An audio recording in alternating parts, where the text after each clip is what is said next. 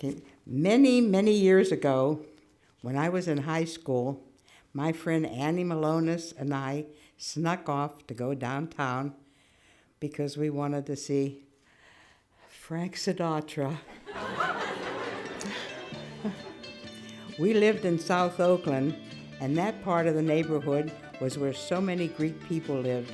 The street I lived on was Edith Place. It was 1 block long, and almost everybody who lived there was Greek. Pretty much all you heard walking down Edith Place was Greek. Greek conversation, Greek music, all Greek. I remember everybody had a bench outside their houses where we would sit and visit and talk. That was our entertainment. Almost nobody had a car back then. I don't remember any cars parked on Edith Place. All our friends and relatives lived right in Oakland, so almost every place we wanted to go, we would walk there. If we ever wanted to travel outside of Oakland, we took the streetcar. But mostly, we all walked. I walked with my friend Annie to South Oakland. From South Oakland to Shenley High School every day. We went up Atwood Street to Forbes Street and then on up to the high school. And you know who else walked the same way to school? Andy Warhol. The Warhols, that was the family's real name. They lived around the corner from us. And he was a year younger than me and was in my brother's grade, so he wasn't a part of our crowd. But I remember him walking through Oakland and standing in the hallways at school. He liked to do that. He'd stand on the side of the hallways and watch people. He had all this blonde hair in front of him, his face, and he was always watching people. And in grade school, we went to homeschool, and that was on Dawson Street. One day, he tried to pass my brother a drawing on a piece of paper. He was an artist even back then. The teacher saw it and took the piece of paper from him and ripped it in half. My brothers always said that if the teacher hadn't done that, taken that drawing away, he would have been rich.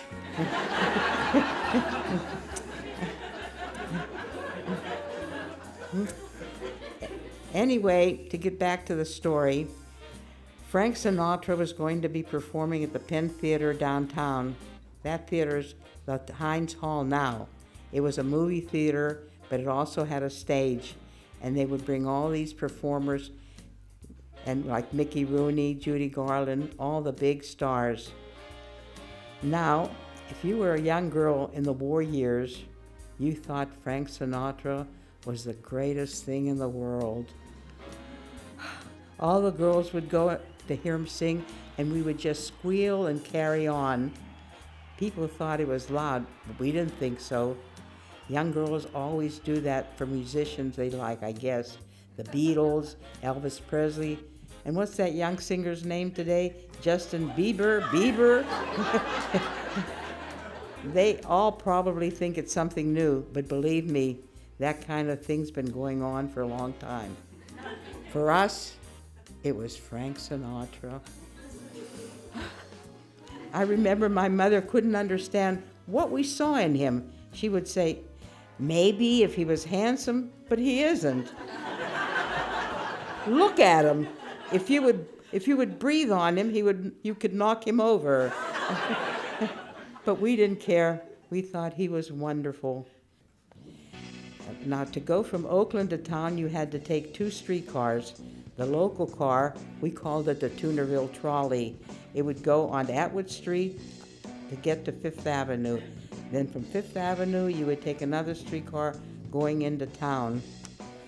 The streetcar then was 3 tokens for a quarter. You could have gone into town for 8 cents and come back for 8 cents. Well, we didn't have much money, so we decided instead of paying for the streetcar, we would walk into town and save our car fare. I think the show cost a quarter, maybe 35 cents, and we wanted to have money for lunch. So that morning, instead of going to school, we started walking into town. And we're walking and walking right along the same route that the streetcar takes, because that was the only way we knew. We spent the whole day in town. We saw Sinatra at least 4 times because he would come on, and then the movie would come on, and he would come back on again. We tried to sit as close as we could all the way up front so we could see his blue eyes. He had a little orchestra with him, and he sang so well. It was very exciting. All the girls would scream like crazy. Finally, it was time to come home. We walked again back home because we had spent all our money on little treats from the vending machines. We made it home, and everything was fine. The next day, I went to pick up my girlfriend again to go to school. When I got there, I could see from the kitchen window that she was sitting at the table, holding her head and crying. I thought, uh-oh, something's wrong. Her aunt opened the door for me. "What did you do yesterday, Beulah?" Annie's aunt was very mean, and I was scared of her. I said, "We went downtown. Instead of going to school?" "Mm-hmm." "Why?" "We wanted to go see Frank Sinatra." "Frank Sinatra?" She was a tall woman and just towered over me, and boy, was she mad. I wondered, how did she know we had played hooky?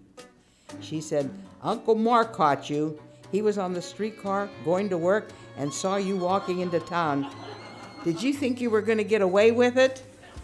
Now you march right home and tell your mother." So that's what I did. I turned around and went back to Edith's place. I got there and told my mother what I had done. And she said, "What are you doing back here? Now it's too late to go back to school, and you've missed 2 days instead of 1. Couldn't you just have used a telephone?" And you know, I never played hooky again. Some of my girlfriends did it all the time. But that was the one and only time that I played hooky in my life, and I got caught because of the streetcar and to save 8 cents.